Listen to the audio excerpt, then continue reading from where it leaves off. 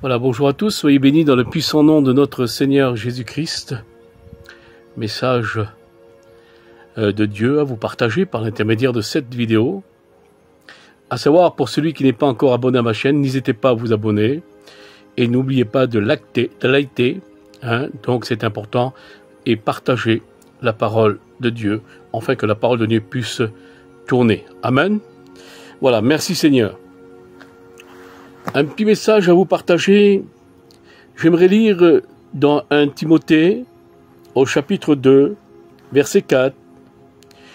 Il est dit, et la Bible déclare, que Dieu veut que tous les hommes soient sauvés, et parvenant à la connaissance de la vérité.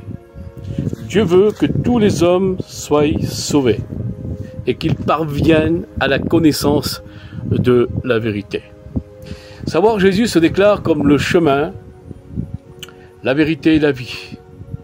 Ce qui veut dire, lorsque nous trouvons le chemin, le véritable chemin, le chemin c'est Jésus, le chemin c'est la parole de Dieu. Car Jésus, il est lui-même la parole de Dieu. Jésus, il est la parole créatrice qui a créé le ciel, la terre, le fondateur du monde, c'est le Christ, c'est la parole créatrice.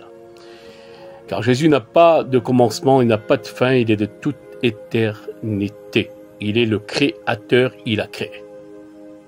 Selon les Écritures, la Bible nous dit que c'est Jésus qui a créé. Amen.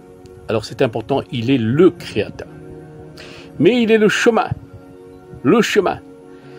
Le chemin, lorsqu'on prend le chemin de Jésus, automatiquement, le chemin nous mène à la vérité. Ce qui veut dire parce qu'il est la vérité, il est la parole.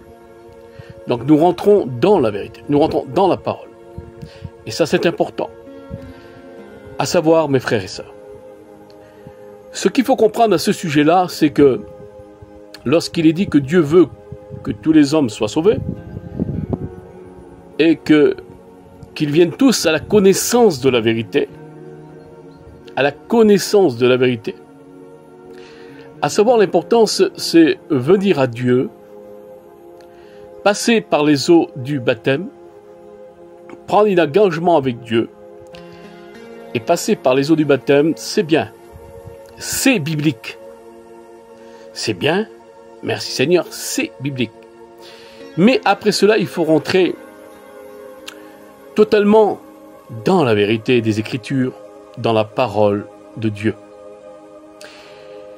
Il faut avoir un appétit spirituel. Dans le sens, c'est aimer la vérité et avoir faim et soif de la parole de Dieu et rentrer totalement dans la vérité. Parce que c'est très important, mes frères et sœurs, à ce sujet-là, parce que l'important, c'est ne pas spécialement passer par les eaux du baptême, mais l'important, c'est rentrer dans la vérité, qui est la parole de Dieu, et rester dans la vérité. Parce que l'important, c'est persévérer dans la vérité. Pour être sauvé, il faut persévérer dans la vérité. Ce qui veut dire à ce sujet-là, il faut toujours avoir faim et soif, avoir un appétit spirituel, afin de se nourrir de la vérité et aimer la vérité. Pour cela que le Seigneur dit, celui qui gardera mes commandements, c'est celui qui m'aime. Celui qui garde ma parole, c'est celui qui m'aime. Celui qui reste dans la vérité, c'est celui qui m'aime. Alors c'est important de rester dans la vérité de la parole et aimer la parole parce que nous vivons des temps d'apostasie, des temps de séduction. Écoutez ce que le Seigneur va dire dans l'évangile de Jean, au chapitre 17, verset 17.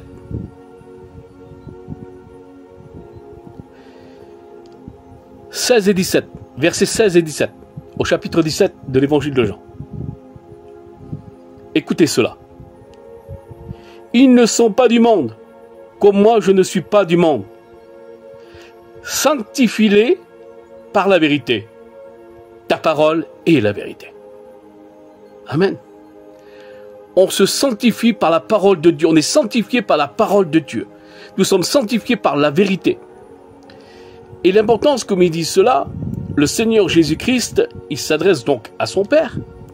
Il lui dira, sanctifie-les par la vérité, et ta parole est la vérité. Et la parole de Dieu est la vérité. Et sanctifie-les par la vérité. Ce qui veut dire, lorsqu'on marche dans la vérité, lorsqu'on aime la vérité, lorsqu'on vit les Écritures, lorsque nous mettons en pratique la vérité, la parole de Dieu, alors on se sanctifie.